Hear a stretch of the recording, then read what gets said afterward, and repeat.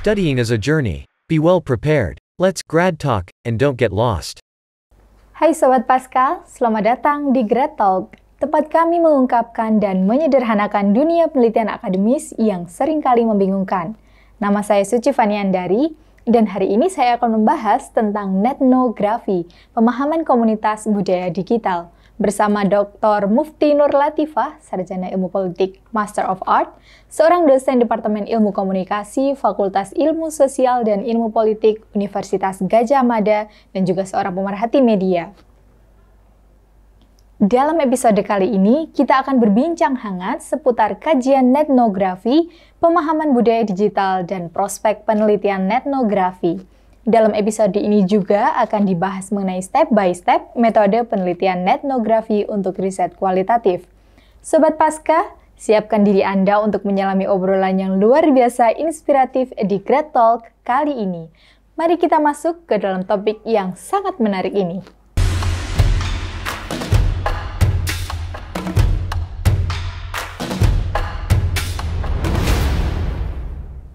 Baik Sobat Pasca, saat ini kita sudah bersama dengan narasumber kita dalam episode kali ini. Beliau merupakan seorang dosen di Departemen Ilmu Komunikasi, Fakultas Ilmu Sosial dan juga Ilmu Politik, Universitas Gadjah Mada. Langsung saja kita sapa Dr. Mufti Nur Latifah, Sarjana Ilmu Politik, Master of Art.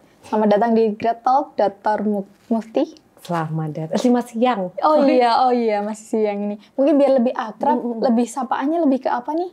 Sobat apa tadi? Sobat Pasca. Sobat Pasca, iya. Bisa panggil Dr. Mufti dengan panggilan apa nih? Biar lebih akrab. Sobat Pasca bisa memanggil saya dengan panggilan Ipeh. Karena itu panggilan yang lebih populer di kampus. Oke. Lebih enak dipanggil Mbak Ipeh aja ya? Oke, boleh panggil saya. Oke, jadi Sobat Pasca, kita bersama Mbak Ipeh dalam episode kali ini akan membahas mengenai netnografi. Seperti itu. Nah, mungkin sebelum kita masuk ke topik utamanya, bisa Mbak Ipeh cerita dulu dong Mbak, apa bidang ilmu yang Mbak Ipeh tekuni selama ini, selama menjadi dosen? Oke, sebenarnya kalau di dalam komunikasi sendiri, saya itu lebih banyak bergulat ke jurnalisme. Bidangnya lebih banyak ke jurnalisme, kemudian regulasi media khususnya. Jadi pertemuan antara jurnalisme dengan hukum. Jadi kalau dibilang, kalau orang biasanya gini teman-teman saya itu, yang saya tekuni di komunikasi ini, kalau dibilang masih komunikasi udah agak hukum. Tapi kalau sama teman-teman hukum, kajian saya dibilang ini sosial banget kayak gitu. Tapi itu yang saya sukai gitu. Karena mungkin dulu saya pengen jadi jurnalis, tapi karena nggak kesampaian, saya akhirnya bilang ya udahlah, saya perlu melakukan sesuatu untuk para jurnalis dan bidang jurnalisme. Yang saya tekuni hari ini adalah itu, regulasi untuk jurnalisme khususnya digital. Karena concern saya di situ. Regulasi untuk komunikasi digital gitu, lebih tepat, lebih spesifiknya. Ya, lebih ke jurnalisme digital sih. Padahal kalau komunikasi itu kan luas ya. Kebetulan ada PR juga, ada advertising juga di komunikasi strategis, ada media hiburan juga hari ini. Oh ya, mungkin teman-teman tahu yang saya pengen jadi content creator kayak gitu, itu kan juga populer. Nah, tapi kebetulan yang saya tekuni sejak saya jadi mahasiswa dulu adalah jurnalismenya. Kayak gitu. Sebelum masuk ke membahas lebih jauh nih tadi tentang topik kita hari ini Mbak Ipeh, tentang netnografi, pemahaman komunitas budaya digital seperti itu. Mungkin Sobat Pasca di sini masih ada yang awam gitu, apa sih itu netnografi? Mungkin bisa diberikan penjelasan secara umum. Oke, netnografi itu sebenarnya bukan sesuatu yang baru. Kayak gitu. Cuman memang saya merasa sejak pandemi pandemi ini atau mungkin awal pandemi ketika media digital itu jadi topik yang banyak dibicarakan oleh orang, ini menjadi salah satu metode yang banyak digunakan orang untuk melihat apa sih budaya, apa sih yang dilakukan oleh komunitas ketika mereka ada di ruang digital kayak gitu. Apalagi ketika kita bicara dalam konteks lanskap media digital kita hari ini, budaya itu kan nggak hanya berkembang di wilayah analog, tapi juga di wilayah digital. Apa sih yang terjadi di balik gadget kita? Apa sih yang terjadi di marketplace kita? Apa sih yang terjadi di media sosial kita? Karena banyak komunitas yang terbentuk di sana, banyak kultur yang terbentuk di sana. pada akhirnya ikatan-ikatan yang terjadi itu membuat etnografi itu berkembang. Tapi pada prinsipnya apa yang dilakukan kita sebagai peneliti di etnografi itu hampir sama dengan yang dilakukan oleh para peneliti yang di dunia analog. Kalau dulu kan kita kenal dengan etnografi gitu. Etnografi sekarang juga masih banyak yang melakukan gitu. Bedanya kalau di etnografi itu yang dilihat adalah budaya di lingkungan sosial kita yang kelihatan. Gitu. Tapi kalau etnografi kita lihat di lingkungan digital kayak gitu. Jadi yang satunya adalah field site di lapangan, yang satunya adalah data site. Itu ada di dalam wilayah digital. Gitu. Jadi etnografi ini merupakan sebuah metode penelitian gitu ya, Mbak? Yes, itu satu tools untuk meneliti. Iya. Kira-kira subjek apa saja yang diteliti dalam sebuah metode penelitian etnografi di sini? Karena kita bicara dalam konteks komunitas di wilayah media digital, dan komunitas di media digital itu sangat berkembang kayak gitu, subjeknya juga sangat berkembang. Saya kasih contoh misalnya gini, saat etnografi berkembang pertama kali, karena ini kan pertama kali diteruskan oleh Cozinets kayak gitu, yang dia teliti itu bulletin board pada saat internet pada saat itu berkembang. Jadi tahun 90-an itu kan masih apa ya, internet itu kan isinya ya konten yang bentuknya tekstual kayak gitu kan. Dan ketika kita bicara subjek ya kontennya ya bentuknya itu bulletin board, terus komunitas penggemar, forum-forum, atau kalau zaman Indonesia awal kita zaman Indonesia berkembang awal media digitalnya mungkin kita ingat Kaskus. Forum jual beli ya forum-forum semacam itu awalnya. Tapi hari ini ketika kita bicara soal etnografi, perkembangannya sudah sangat jauh. Subjek yang kita bisa kaji bisa menjadi sangat banyak. Ada misalnya pada saat pandemi kemarin saya sempat meneliti tagar di rumah saja. Itu dengan menggunakan metode etnografi. Asumsi yang saat itu dibangun adalah orang-orang itu saling menjalin solidaritas. Jadi biar mereka saling membangun care satu sama lain pada saat pandemi dengan menggunakan tagar itu. Ketika mereka menggunakan tagar di rumah aja, mereka itu sedang berkomunikasi dengan pihak lain untuk mengatakan bahwa yang di rumah aja nggak cuma kamu loh, aku juga gitu. Dan dengan tagar itu mereka juga ternyata berkomunikasi. Aku tuh di rumah aja ada yang bercocok tanam, ada yang bikin dalgona pada saat itu ada dalgona coffee. Dalgona coffee itu jadi populer. Terus habis itu ada beberapa tanaman yang jadi langka pada masa itu. Ya karena sebenarnya dari tagar itu. Terus ada satu tren yang saya kira juga saat itu berkembang dan sampai sekarang masih berkembang, curhat di media sosial untuk meneguhkan bahwa aku tuh sekarang sedang sangat menderita loh. Jadi kalau kamu menderita nggak cuman kamu sendirian, aku juga. Iya, itu juga satu hal yang saya temukan di situ. Ada lagi diskusi mengenai misalnya subjek yang lain, misalnya itu kan yang ada di platform media sosial. Ada juga yang terjadi di marketplace. Di marketplace mungkin kita sering dengar ada kenapa sih orang ngasih bintang 1? Kenapa sih orang ngasih review? Itu sebenarnya kan bagian dari etnografi juga. Penelitian itu subjek yang bisa dikaji dengan etnografi juga. Review orang, kemudian mereka sedang berinteraksi menggunakan bahasa dan teks di sana kayak gitu. Itu bisa dikaji dengan menggunakan etnografi. Jadi kalau mau dikatakan subjeknya apa? Subjek dari etnografi itu bisa berkembang seiring dengan fitur yang ada di dalam media digital. Data site seperti apa yang nanti bisa kita pelajari dari sana kayak gitu. Berarti memang etnografi ini tidak terlepas dari masyarakat gitu ya, Mbak ya? Yes, benar.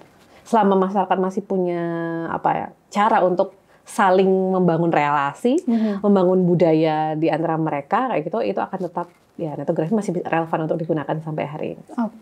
Bicara lebih lanjut tadi mengenai urgensi, pentingnya pemahaman mengenai etnografi di sini bagi kita masyarakat terutama.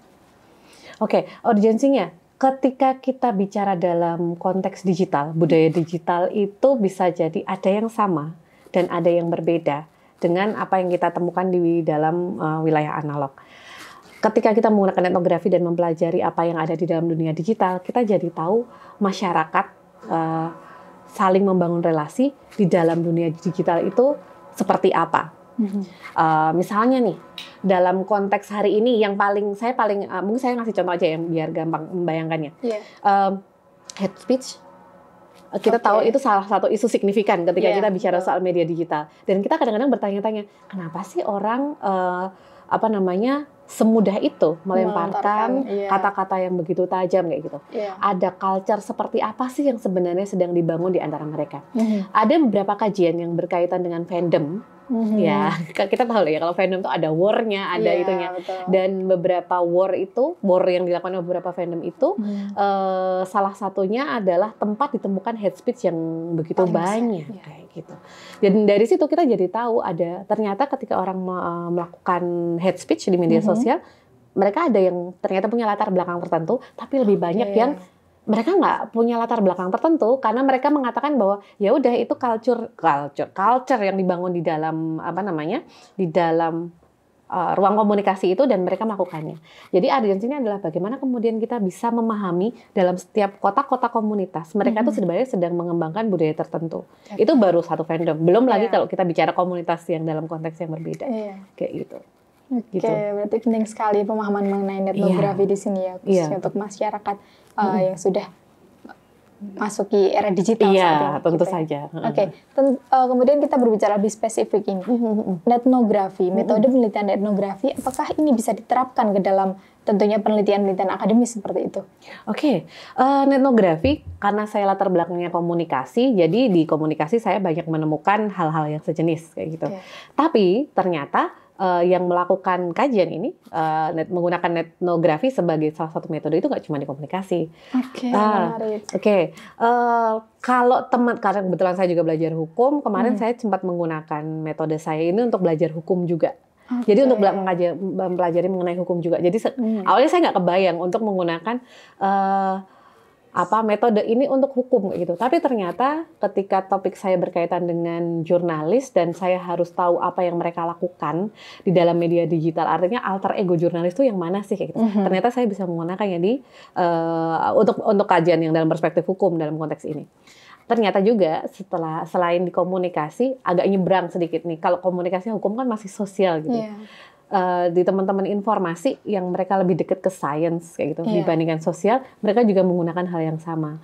Mereka mempelajari lanskap komunikasi itu seperti apa, kemudian mereka mempelajari konsekuensi algoritma.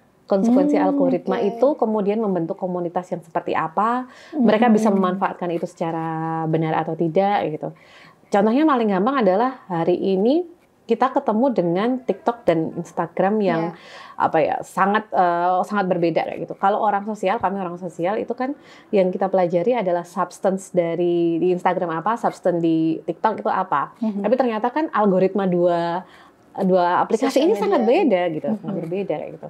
Instagram itu sangat bergantung dari preferensi orang, sementara TikTok kan menyesuaikan dengan istilahnya memberikan rekomendasi apa yang menurut TikTok baik buat si penggunanya kayak gitu. Itu yang dipelajari oleh teman-teman informasi. Dan ternyata logika algoritma itu juga menggunakan mereka mengadaptasi etnografi ini untuk mengkaji hal tersebut kayak gitu. Itu sih sejauh ini yang saya temukan. Kalau untuk misalnya untuk sains yang lain saya nggak tahu. Tapi bisa jadi di bidang yang lain saya itu juga relevan dilakukan kayak gitu. Terutama teman-teman dari ilmu budaya ya, karena mereka kan juga sekarang juga belajar cukup concern juga dengan apa yang terjadi di wilayah digital kayak gitu. Berarti etnografi di sini bisa dikatakan cukup multidisiplin juga ya, Mbak ya? Cukup multidisiplin karena ketika kita bicara soal kajian hari ini mengkotakan satu disiplin ya, concernnya pasti akan balik ke disiplin masing-masing kayak gitu. Akan tetapi itu seperti perspektif cara pandang orang terhadap satu subjek. Tapi ketika kita bicara soal bagaimana etnografi ini kemudian bisa diadaptasi dan bisa digunakan oleh berbagai sudut pandang, ini menjadi salah satu solusi saya kira, atau bisa jadi sudut pandang yang mempertemukan banyak disiplin. Seperti saya misalnya, nggak usah jauh-jauh lah ya. Karena saya juga belajar etnografi karena saya mencoba mempertemukan apa yang dipelajari oleh orang sosial dan dengan apa yang dipelajari oleh orang hukum kayak gitu. Banyak tool yang saya butuhkan ketika kemudian saya melakukan penelitian. Dulu ketika saya hanya bergantung pada ilmu positivisme hukum kayak gitu, ternyata nggak cukup untuk mempelajari society-nya kayak gitu. Di wilayah digital tuh jurnalis ngomong apa tuh nggak cukup. Di situ saya membutuhkan etnografi untuk mempelajari jurnalis itu sebenarnya ngapain sih, jurnalis itu alter ego-nya seperti apa sih gitu. Sosialnya otomatis masuk ke situ. Jadi ya udah dari situ akhirnya kita bisa mengatakan ya udah ketemunya di situ. Gitu. Jadi etnografi di sini apakah terbatas pada penelitian kualitatif saja, Mbak? Karena pada prinsipnya ketika Kozinets mengembangkan kajian ini pertama kali, kemudian yang saya baca update terakhirnya dia di bukunya tahun 2020, saya baca bukunya Mas Erianto juga untuk saya coba cross check lagi kan kemarin ketika melakukan penelitian. Kebanyakan larinya ke kualitatif karena memang endingnya akan menjelaskan mengenai bentuk komunitas ini, culture yang dibentuk komunitas ini menjadi seperti apa. Untuk menjelaskan pattern budaya, terutama yang terbentuk dari sebuah komunitas digital, saya kira kualitatif akan memberikan ruang penjelasan yang memadai untuk mengenai itu. Jadi nggak cuma sekedar patternnya A, B, C, tapi kenapa A, kenapa B, kenapa C, dan itu punya implikasi yang seperti apa. Kayak gitu. Jadi outputnya lebih ke deskriptif juga ya tadi ya? Ya, deskriptif tapi nggak hanya sekedar define, tapi juga menjelaskan why dan gitu. untuk seperti itu. Gitu. Menarik sekali. Kita bicara spesifik tadi untuk aplikasi etnografi sebagai metode penelitian kualitatif. Step by stepnya seperti apa sih Mbak untuk mengaplikasikan etnografi di sini prosesnya? Oke. Sebenarnya kalau mengacu kepada Kozinets sebagai karena dia pencetusnya ya, dia itu sudah bikin kayak 5 step to do the ethnography kayak gitu. Mulai dari investigation, kemudian sampai dengan integration kayak gitu. Jadi bagaimana membuat formula awalnya sampai dengan akhirnya. Akan tetapi kalau mengikuti Kozinets itu karena dia 5 step. Tapi ada 25 hal yang dia lakukan di situ. Mungkin teman-teman kalau yang tertarik silahkan baca bukunya Kozinets kayaknya. Tapi saya coba menggambarkan yang simpel aja gitu. Ketika kita memulai etnografi, yang perlu kita pahami adalah kita harus tahu dulu apa yang mau kita pelajari. Culture yang mau kita pelajari itu culture yang mana dalam budaya digital itu. Istilahnya itu tuh jadi cantolan atau jadi konsep kunci yang akan kita elaborasi dalam etnografi itu. Dan kita juga harus tahu jenis komunitas itu dalam site digital ini mau kita si cantolan itu tuh mau kita teliti di bagian mana? Apakah karena kalau kita bicara komunitas digital itu sangat banyak. Bisa jadi nanti definisi komunitas digital itu adalah komunitas yang memang dia itu punya ikatan yang sangat erat. Misalnya kayak grup WA. Itu kan ikatannya erat ya. Kita kan nggak masuk grup WA tanpa alasan gitu. Kita pasti tahu alasannya. Ada undangannya. Iya, grup WA. Atau ikatannya itu adalah ikatan yang super ringan atau saya katakan super ringan karena memang dia tidak punya aturan dan dia tidak punya keterikatan secara emosional. Misalnya kayak tadi di rumah aja. Kalau fandom mereka masih punya ikatan kesamaan gitu ya. Mereka masih punya kesamaan meskipun derajatnya agak berbeda dengan si grup WA kayak gitu. Tapi kalau kita ikut tagar atau menggunakan tagar kan ikatan kita terhadap suatu kelompok itu kan jauh lebih ringan. Setelah kita tahu temanya mau apa nih, cantolannya mau apa, komunitasnya mau apa, tentu kita akan langsung melihat data di yang dalam komunitas tersebut ada berapa banyak data yang bisa kita kumpulkan sesuai dengan fiturnya. Misalnya kalau yang di rumah aja, saya kasih gambaran, waktu saya mengumpulkan data dari orang-orang yang menggunakan tagar di rumah aja di Instagram, saat itu saya mendapatkan sekian juta, 1,6 kalau nggak salah. 1,6 dalam durasi berapa lama Mbak itu? Selama PPKM. Oke, satu PPKM siapa ya? PPKM itu bukan PPKM yang sepanjang itu, tapi levelan. Itu masih level awal kebetulan saya waktu itu masih level awal. Jadi hanya untuk mengetahui yaitu apa yang terjadi dengan masyarakat di wilayah digital. Dari 1,6 kalau nggak salah sekian juta pokoknya.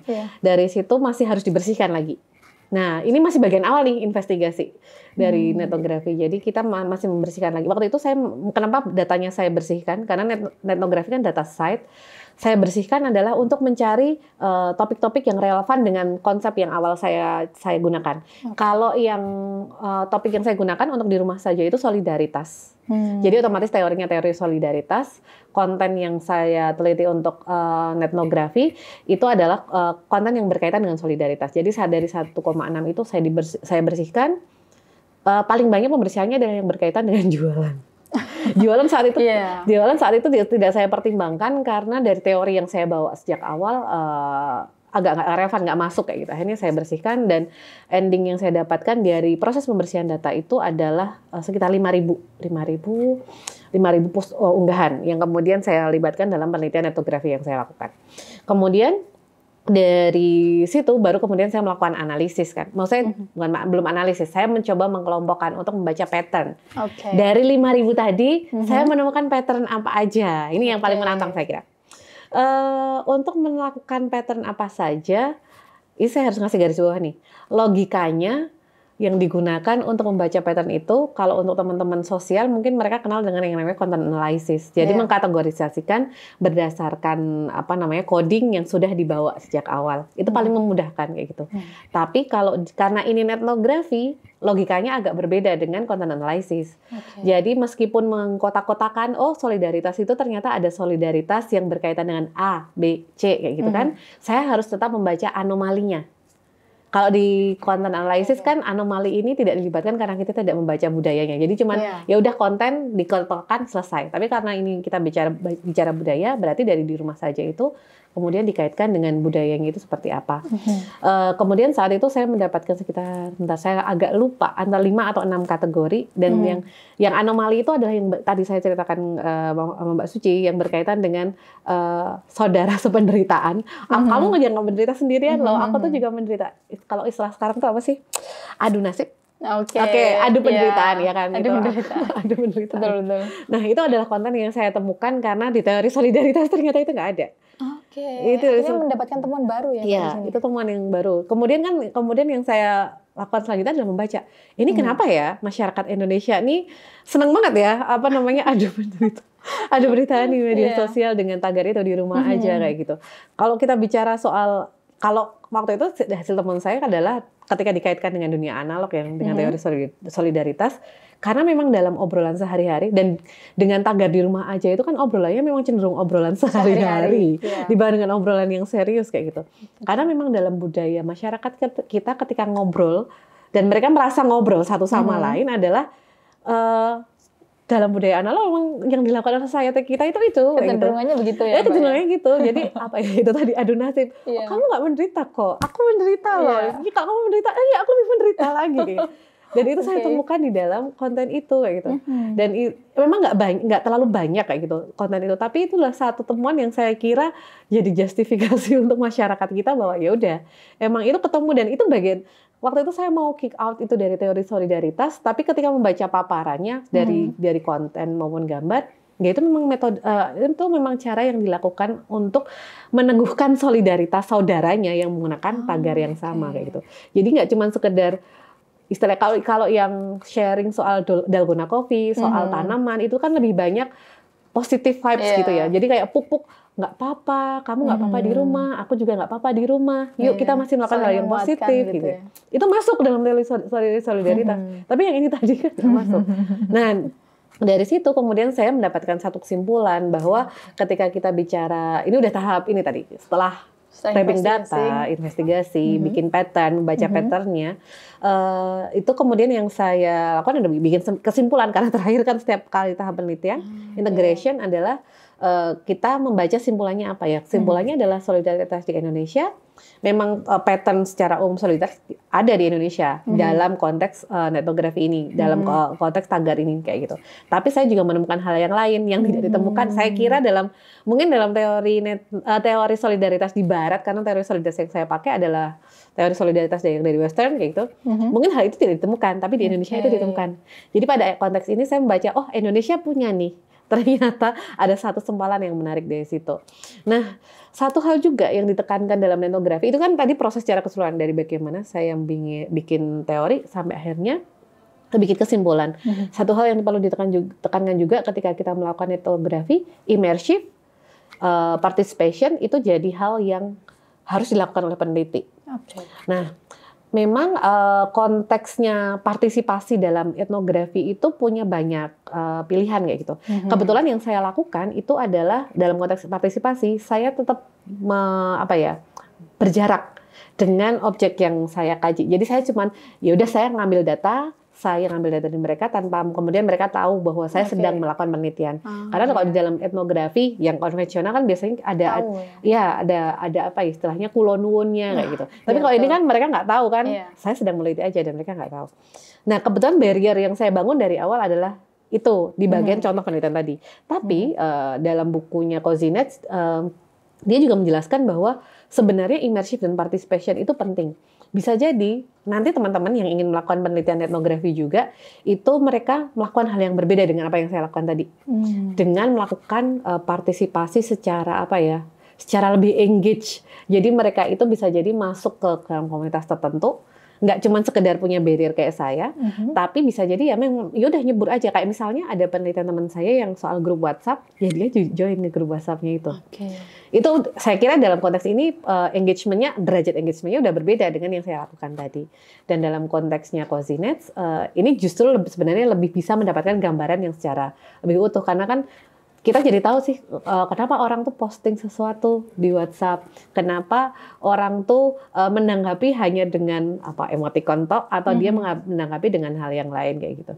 Itu hal yang sebenarnya ditekankan oleh Cozy Net bahwa partisipasi itu penting. Cuman ya itu batasan partisipasi pada akhirnya tetap ditentukan oleh peneliti, apakah berbarrier ataukah kemudian dia nanti terjun benar-benar terjun kayak gitu kayak gitu.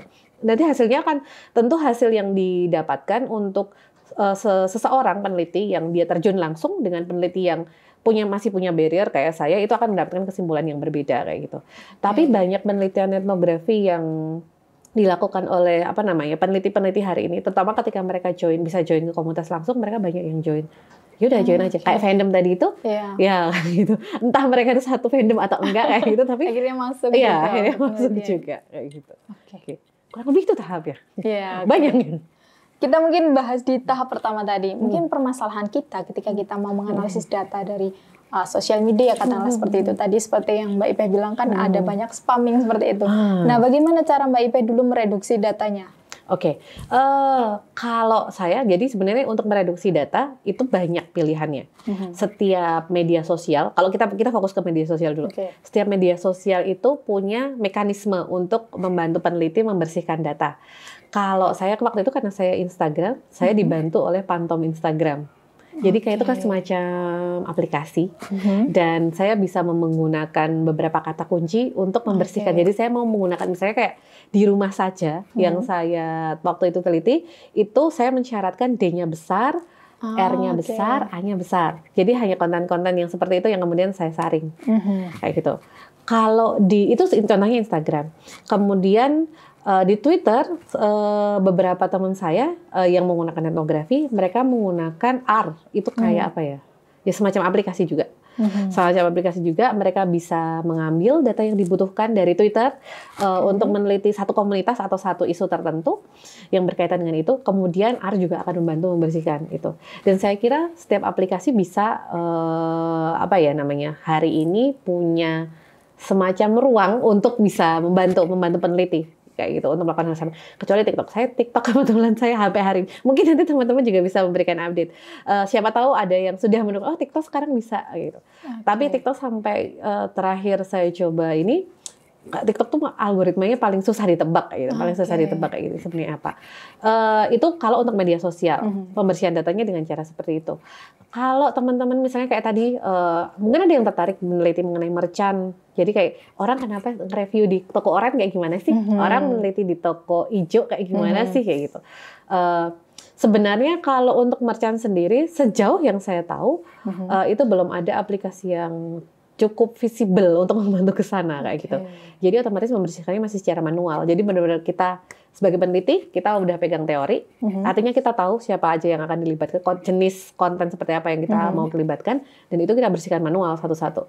Kayak tadi waktu awal-awal saya menggunakan Instagram sebelum saya kenal Phantom untuk membersihkan konten Instagram, ya udah yang jualan saya delete satu-satu. Oh, yang ini harus delete. Oh, ya satu hal yang saya kira kalau dalam etnografi itu juga harus diingat oleh teman-teman, selama proses awal untuk mencari data dan membersihkan data ini adalah jangan lupa untuk simpan. Jangan lupa untuk simpan data kayak gitu. Dan cara menyimpan data saya kira setiap orang punya mekanisme berbeda-beda.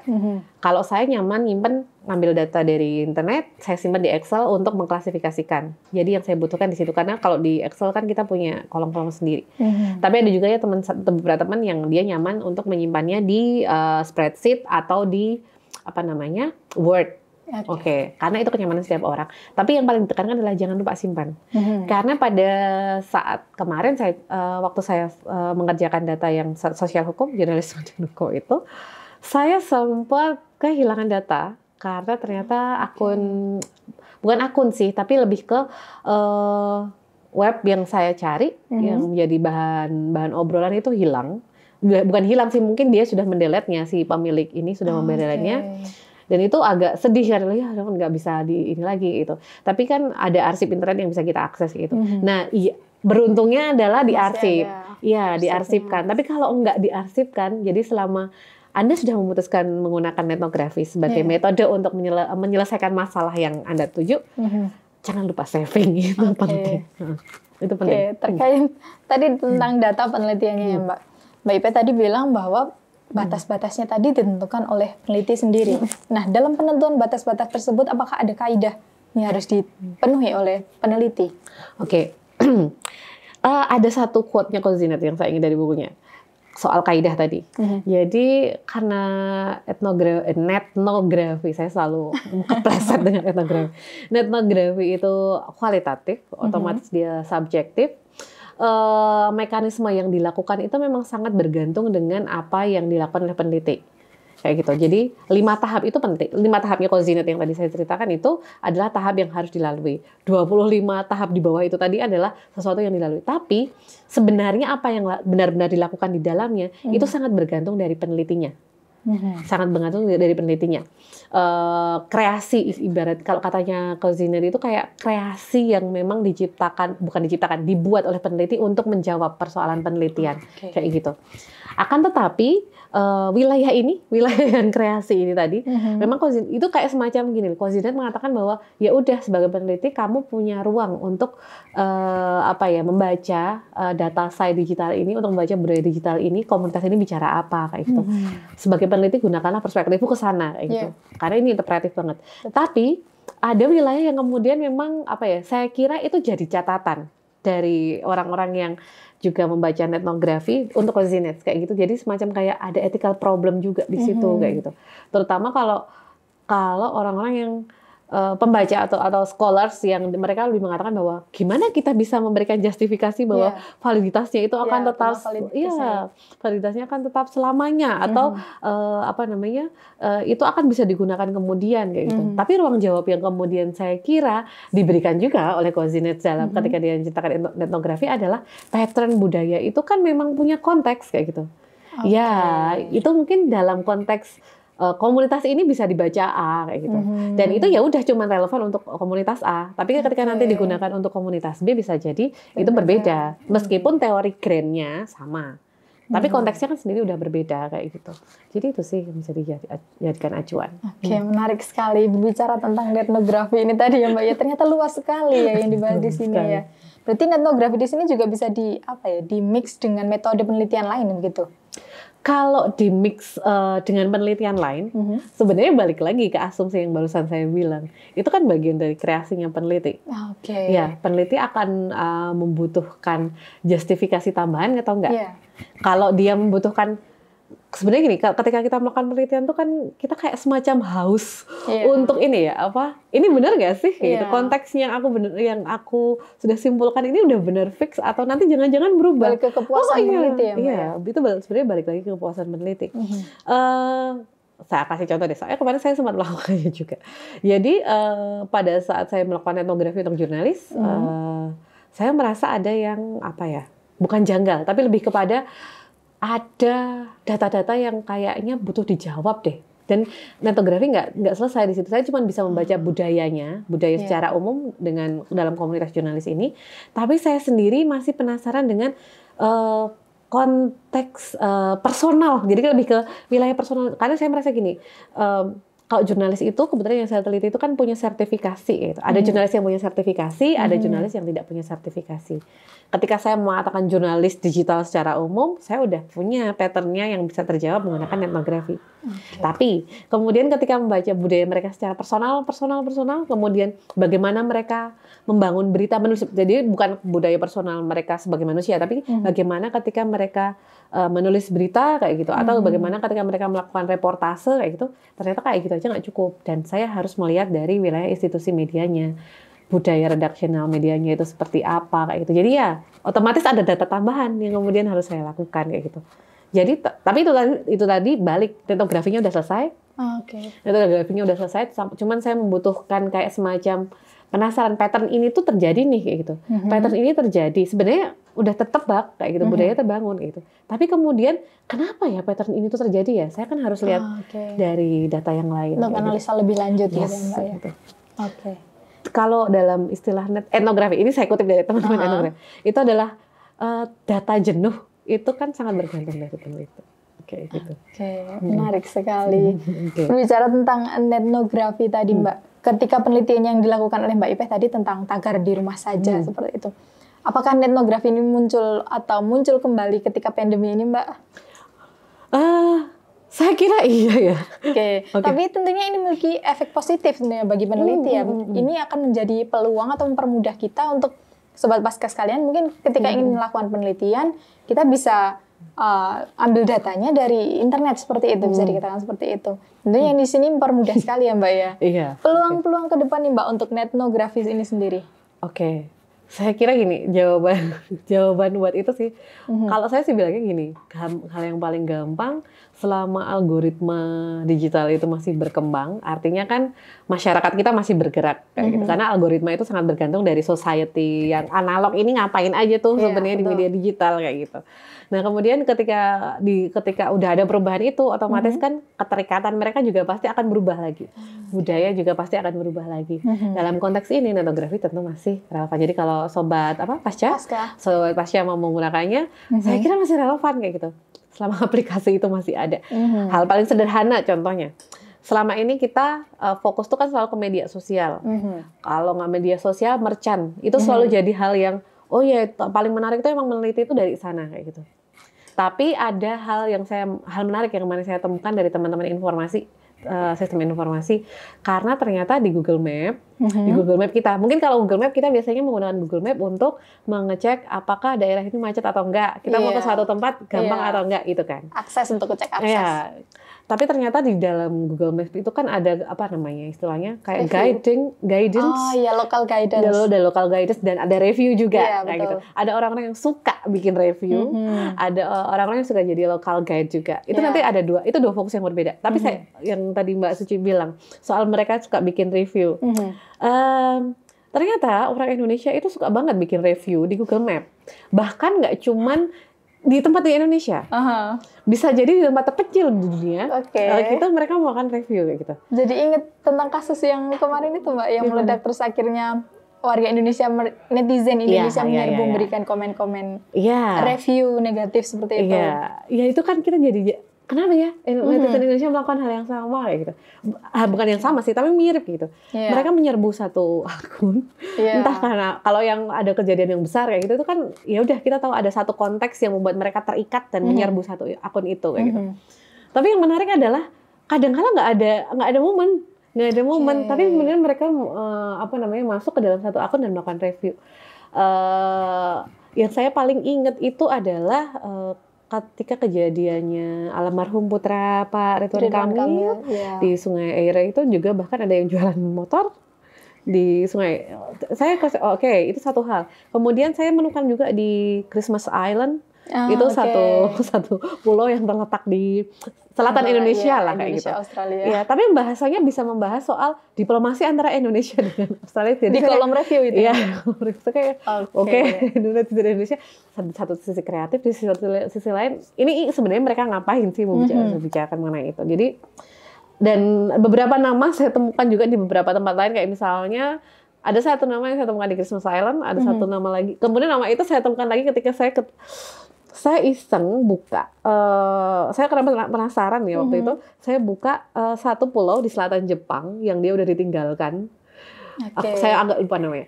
Itu juga ternyata si netizen itu juga komen di sana dengan komentar yang sama. Jadi kayak ya, Indonesia punya kayak gini. Jadi kayak ya itu semacam hal yang saya kira banyak hal ketika di dunia digital ini masih memberikan ruang untuk berinteraksi, kemudian ada komunitas terbentuk. Itu kan kadang kala hal yang unpredictable ya dalam konteks ini. Itu saya kira etnografi masih sangat relevan untuk digunakan. Kayak gitu. Di luar dari ilmu komunikasi tadi, hukum bisa masuk menggunakan etnografi. Mungkin bidang lain Mbak yang bisa menggunakan etnografi juga? Sosiologi atau yang lain? Kalau sosiologi tentu. Pasti ya. Pasti, karena teman-teman sosiologi saya kira mereka masih concern dengan konteks society.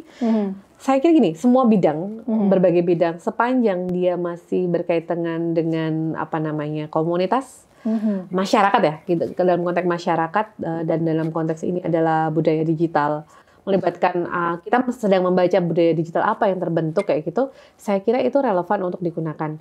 Bahkan misalnya teman-teman ekonomi, tadi saya belum nyebut yang teman-teman ekonomi. Teman-teman ekonomi misalnya, teman-teman ekonomi kan juga belajar mengenai komunikasi bisnis itu seperti apa kayak gitu. Kemudian toko, misalnya kalau kita ngomongin toko oren kayak gitu, di toko oren siapa yang jadi star, siapa yang jadi ini, bagaimana mereka melakukan review, itu kan juga relevan dengan konteks bisnis itu menjadi seperti apa. Baliknya itu sebenarnya lebih kepada perspektif teori awal yang dibawa itu apa. Karena kalau tadi misalnya yang saya contohkan solidaritas, teori solidaritas itu kan sebenarnya bukan dari komunikasi yang ngembangin, tapi lebih ke teman-teman sosiologi. Ya kayak gitu. Artinya itu masih relevan. Tahun 2024 kita ngomongin agak politik dikit. Topik besar. Topik besar saya kira. Kayaknya suasananya itu udah terbangun mulai hari ini. Suasananya itu udah terbangun mulai hari ini, dan saya kira itu potensi besar ya untuk dikembangkan di teman-teman politik, apalagi ya teman-teman politik. Kemarin teman-teman hubungan internasional juga ketika kasusnya Ukraina, Rusia itu kan juga terbentuk kutub-kutubannya. 2024 saya kira polarisasi juga, saya berharapnya nggak terjadi ya. Jangan lagi lah kita mengulang kejadian yang lalu. Tapi paling tidak kita belajar dari yang sudah-sudah ketika terbentuk pendapat yang berbeda dan bentuk komunitas, ada society yang terbangun, ada komunitas yang terbangun dengan pattern yang mereka ciptakan sendiri, itu akan menjadi sangat relevan gitu. Oke, luar biasa sekali obrolan kita hari ini. Terakhir Mbak, closing remark mungkin buat nyemangatin teman-teman atau sobat Pasca di sini yang mau mencoba mulai penelitian tentang etnografi. Gini. Sebenarnya kalau memulai penelitian dengan etnografi itu kayak gini. Kita mulai dari passion kita yang paling dekat. Etnografi itu sebenarnya dimulai dari hal yang paling dekat dengan Anda, passion yang paling dekat dengan Anda itu mengenai apa. Gitu. Bahkan Mbak Suci misalnya dia tertarik dengan atom, saya ambil contoh, atom kayak gitu. Atom, ya mulailah dari situ. Karena ketika kita bicara soal dunia digital, kemudian kita bicara soal society, mereka yang membicarakan mengenai itu pasti ada. Kayak gitu. Nggak usah atom deh, alien misalnya. Alien itu kan yang membicarakan mengenai alien itu ada. Mereka komunitas sendiri. Komunitas yang memiliki ketertarikan. Iya, ketika sepanjang itu masih ada, jadi ya etnografi akan menjadi sangat relevan untuk digunakan di wilayah itu kayak gitu. Tinggal bagaimana kemudian kita menemukan teori dan mengelaborasinya kayak gitu. PR terbesarnya tentu itu kayak gitu. PR terbesarnya adalah passion Anda kemudian di mana. Gak usah jauh-jauh deh sebenarnya, karena kadang-kala kalau kita mau melakukan penelitian itu kan kita bayangkannya gede banget dulu ya, temanya yang bombastis dulu. Padahal dari etnografi saya belajar juga ternyata sesuatu untuk menjadi sebuah teori atau untuk menjadi sesuatu yang bisa kita berikan kepada society, semuanya itu dimulai dari hal yang paling dekat dengan kita kayak gitu. Solidaritas itu saya mulai dari karena kita berada di situasi pandemi saat itu di rumah saja, saya mulai dari sana. Oh ya, karena di rumah aja ngapain ya gitu. Ya neliti dan kemudian itu. Kemudian beberapa mahasiswa saya di UGM juga mereka menggunakan etnografi karena mereka bagian dari fans K-pop dan kita tahu itu sekarang jadi gede banget. Ini mulainya dari situ. Ada teman-teman yang meneliti BTS, Blink, NCT dan entah apa lagi kayak gitu. Itu dimulai dari karena mereka memahami bahwa topik itu dibicarakan dan passion mereka di sana. Jadi ibaratnya tuh kita melakukan penelitian sesuatu yang kita suka. Itu menyenangkan kan kayak gitu. Jadi mulailah dari yang paling dekat. Selama media digital memfasilitasi itu, Anda bisa menggunakan etnografi. Oke, luar biasa sekali obrolan kita dalam episode kali ini. Terima kasih banyak Mbak Ipeh atas sharingnya, semangatnya. Jadi greget banget buat penelitian tentang etnografi. Buat Sobat Pasca sekalian, terima kasih sudah menyimak sampai akhir dan sampai jumpa di episode berikutnya.